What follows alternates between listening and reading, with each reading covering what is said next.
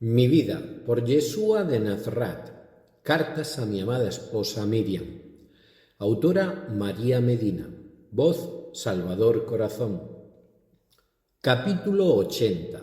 El perdón de los errores. Así es, querida mía, tengo esa potestad, la potestad de perdonar los pecados también, y dicho de otra manera, la de corregir los errores. El Padre me la dio cuando en aquel tiempo tuve que venir a habitar en la tierra, porque como ya sabéis, muchos de vosotros ahora, nada se puede transformar, ningún trabajo se puede realizar en lo que respecta a la evolución de los seres humanos fuera de este plano físico del planeta. Todo cambio, toda transformación, toda corrección, toda comprensión ha de realizarse desde ese lugar, desde el interior de los hombres, desde sus almas encarnadas, desde la unión del cuerpo físico con sus sentimientos, pensamientos y emociones, porque el hombre viene a experimentar sus facultades y no por el simple hecho de tener una experiencia sin más, porque si no se hace consciente, si no se comprende el motivo y se lleva a cabo conscientemente, no tiene ningún valor a la hora de surtir efecto en la evolución del alma. Esta comprensión es la base y la llave para que cualquier clase de experiencia sea comprendida por el ser humano, no únicamente vivida, sino entendida su necesidad y entendido su motivo, realizando su aprendizaje. A los errores de comportamientos, a los errores de sentimientos, a lo que hoy llamáis la mala gestión de las emociones y de las vivencias, en aquel entonces se les llamaba en sentido general pecados. Es cierto que también muchas veces estos errores humanos son auténticas transgresiones contra la ley divina, como las faltas de amor, las faltas de caridad, las faltas de comprensión o compasión hacia otros.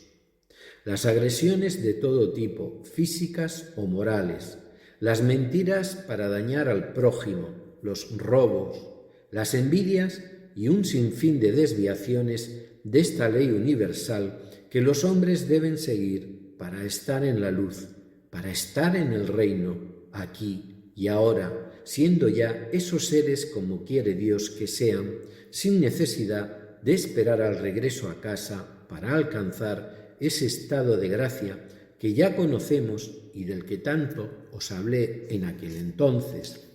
En vuestras almas también está grabada esta ley, aunque el ser humano no es plenamente consciente de ello, y por eso, al cometer estas transgresiones o estos errores, no solamente hacia el exterior, hacia los demás, sino en primer lugar hacia vosotros mismos, se provoca así que la luz que debe habitar en el alma encarnada no circule adecuadamente por ella, no pueda llegar a iluminar las diferentes manifestaciones de los atributos divinos residentes en el ser humano, impidiendo que el hombre pueda realizar su camino de elevación hacia el Padre. Vuestras almas son la primera víctima de una mala utilización o gestión de los pensamientos y de las emociones que disminuyen o incluso apagan vuestra luz. Y esto yo sí tenía ya entonces la capacidad de corregir, la capacidad de devolver la luz a las almas, de hacer que fueran conscientes de su pecado o error y sanarlos. Y como un día os dije, amados míos, lo que atarais en la tierra será atado en el cielo, porque solamente lo que se trabaja y se hace y se afirma en cada ser humano en la tierra es lo que el alma se lleva ya impreso en ella cuando regresa al Padre. Solamente en nuestro amado planeta es posible hacer los cambios, las evoluciones, las correcciones que el alma de cada uno va solicitando de manera totalmente libre para ir alcanzando la perfección que Dios quiere para todos sus hijos. La evolución del alma en otros planos es completamente diferente a la del plano físico, siendo este el único posible para llevar a cabo todas estas correcciones, para alcanzar la unidad con el Padre. Yo sí tuve esta potestad de corregir a los hombres, porque podía acceder a sus almas, podía leer en ellas sus necesidades, sus errores y en muchas ocasiones, y siempre con el consentimiento y la petición de ellas, limpiarlas completamente de toda oscuridad. El pecado o el error y sus consecuencias quedaban borrados, desaparecían del ser sanado, desaparecía la causa que motivó una larga serie de consecuencias que todos los hombres arrastraban y siguen arrastrando todavía debido a este desconocimiento tanto de Dios como del ser humano.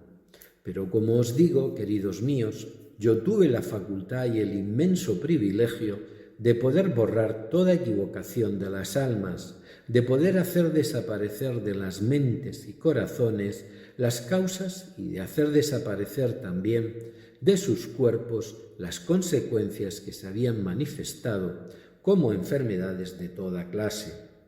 En esto consistió el perdón de los pecados que otorgaba. También pude perdonar o hacer desaparecer del alma de los hombres otros sentimientos de odio, por ejemplo, hacia otros hombres, de envidias o de cualquier otra actitud oscura.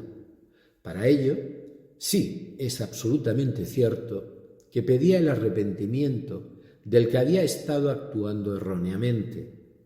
Les limpiaba de sus transgresiones, les sacaba de sus equivocaciones, les hacía darse cuenta del error en el que habían vivido, y quedaban perdonados y quedaban sanos, y comenzaban desde cero. Y hubo muchos que no volvieron a actuar con sus hermanos como lo habían hecho hasta entonces, porque este error de sus almas ya no estaba en ellos. Había desaparecido y había sido sustituido por el conocimiento justo, el limpio, el luminoso. Y es cierto que cambiaban. ¿Por qué pude hacerlo? En primer lugar, porque el Padre me lo permitía, porque esa fue una de las bases de mi trabajo, porque ya tuve que comenzar a limpiar la tierra, a elevarla de la tan baja frecuencia en la que había caído, a veces haciéndolo uno por uno, a veces en masa. En segundo lugar, porque mi ser había alcanzado el grado de evolución necesario para poder hacerlo, grado al que todos estáis llamados, amados míos, y al que todos tarde o temprano, y eso confío, podáis llegar un día para alcanzar esa perfección y esa unión con el Padre de la que yo os hablé en muchas ocasiones cuando os dije: el Padre y yo somos uno. Nunca os diré que sea fácil. Siempre os diré que necesitaréis constancia y amor para ir alcanzando todos estos lugares. Pero también os diré que esa es la meta de todo ser humano, de todo hijo de Dios. Porque el alma aspira a ser uno con su Creador, siempre. Con todo mi amor, Yeshua.